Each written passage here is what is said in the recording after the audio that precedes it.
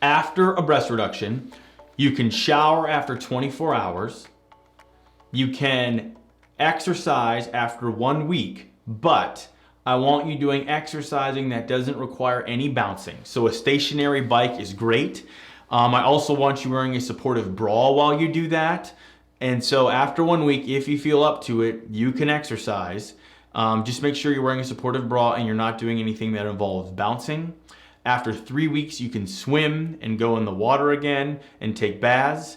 And I want you wearing a bra for 2 months after surgery. So I want you to wear a bra day and night after surgery for 2 months, because we really need to support those incisions while they heal. And the bra helps support the weight of your new breasts, offloading those healing incisions.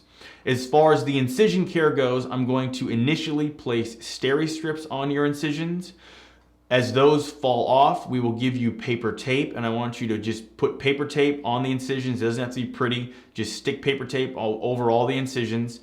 At 6 weeks after surgery, we will stop doing the paper tape, and I will laser your scars around 6 weeks. Doesn't have to be exactly 6 weeks. Around 6 weeks, to help them be as faded and thin and fine as possible.